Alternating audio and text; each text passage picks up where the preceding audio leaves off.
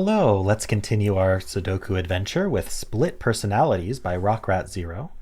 So we have normal Sudoku rules. In every row, every column, and every 2x3 box, we are placing the digits 1 to 6 exactly once each.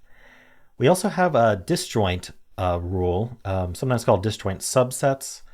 Sometimes goes by a few other names, but disjoint's always there. So what does that mean? It means we have 6 hidden extra regions in this grid. They're not marked. But what you do is you look at the same position within each box, such as here. I'll make that green. Let's make this one purple. You can see that if you look at a box by itself and you just transpose that on the other box, the purples are in the same place, the greens are in the same place. So there's 6 of each, obviously, because there's 6 cells in each box. And for each position, you are also only placing the digits 1 to 6 exactly once each. So I could do like 1, 2, 3, 4, 5, 6. But what I can't do is like repeat the 1. We need 1 to 6 exactly once each in every box position. So hopefully that makes sense. Let me just clear all this out. We also have quadruples. We've had those before. So what quadruples do is the digits that are present in the circle must also be present in the surrounding cells. So these 4 surrounding cells need a 2, a 4, a 5, and a 6. In the case where the digit repeats, you need it that many times. So we're going to need a 4, a 5, and 2 6s in these 4 cells. So those are the rules. There's a link in the description if you'd like to try the puzzle yourself. And I'm going to get started right now. All right, well, I actually am going to get started by just pencil marking all these quads. Just so we don't miss anything obvious there. We know that there's 2 3s just in this quad by itself. One of them's going to be here in this box. One of them's going to be here in this box. So this column's going to need a 3. And so first of all, these claim, right? You can think of this a few different ways, but if the 3 in this box is over here, it's certainly not up here. It's one of the cleanest ways of phrasing that. But also now this column needs a 3, and it's not in any of these because these corner mark 3s take them out. And so the 3 is going to be up here, which means if 3 is here, it's not here. So that's not a 3 either. And now this quad needs a 3, and none of these can be a 3. So we're going to place this 3 here.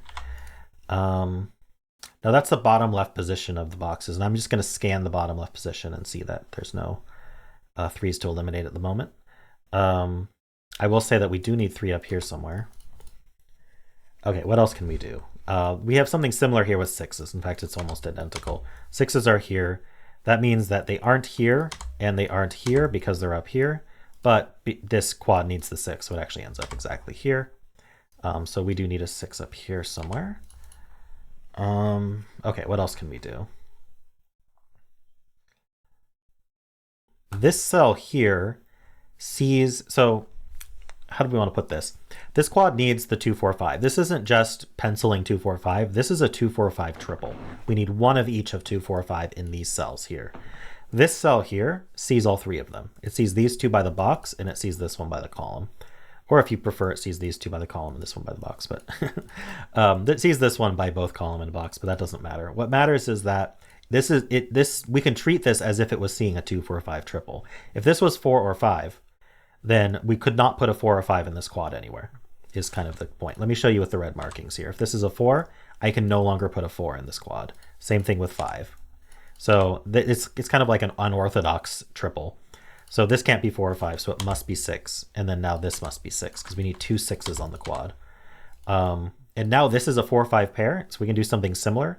This cell here sees the 4 5 pair. We need a 4 and a 5 here. If this were 4 or 5, we could not do that. Again, this 4 sees both of these. The 5 would see both of these. So this cannot be 4 or 5. It must be a 2. And that places this 2 for that quad, and it cleans this up.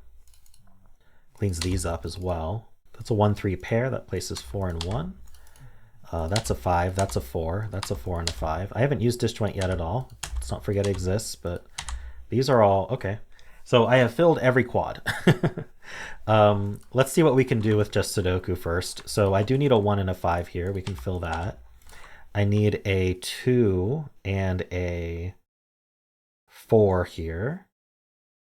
That's not resolved by basic Sudoku. Now let's look at the Oh, sorry, let's just fill this cell first. That's a 3. Are there any disjoints for this? I don't know. Let's fill this. It's a 6. I still think there's a bunch of Sudoku to do. I need a 1 and a 5 here. Okay. I am not seeing any disjoints to do yet, so let's just keep doing Sudoku. We need 2 and 4 here, which can't go here. In fact, the 4 is limited here. And I'm looking along the right sides of these to see if I see any 4s, but I don't. So for this column, what do we need? We need 2, 4, and 3. 2, 3, and 4. It's not a 4. No, I'm not seeing much to do with that. Okay, here's what I'm seeing. This 3 looks down, and this 3 through disjoint takes 3 out of that. So 3 can't be in any of these cells because 5 is not 3. And so the 3 needs to be over here, but I guess it's placed. I was going to say also the 4 needs to be over there, but it is just placed. So that's the 3. And then now we need a 4 in the box. That's a 4, and that's a 2. That's a 3. Very nice. Okay, so that's a 1 or a 5. This is a 2. Here we need a 1 and a 2. We know the order. These are 4, 5, and 6. They're not resolved by Sudoku. Let's see if they get resolved. Yes, this 6 resolves them. So we can do that. That's a 6. Okay, so we're light on the disjoint, but it is necessary, it seems. And we're going to need disjoint to resolve this as well. So we're looking for 1s and 5s that interfere with, yeah. So the bottom right of the box can't be 1. So that's 5 and 1, 5 and 1, and we're done and correct. Good. All right, yeah. Disjoint wasn't too heavy-handed. We started with the quads. We actually filled every single quad with their exact digits before even thinking about disjoint, which was nice. And then we just needed a little sprinkling of the disjoint to disambiguate a few cells, but that was neat. I especially liked finding the 3 in this box because of this 3 looking down. This was already a 5, and then this 3 here removed it from here, and this 3 removed it from there. That was nice. Don't know if it was necessary, but it was fun to find. Hope you enjoyed this as well. And if you did, then why not leave a like, subscribe, and a kind comment below.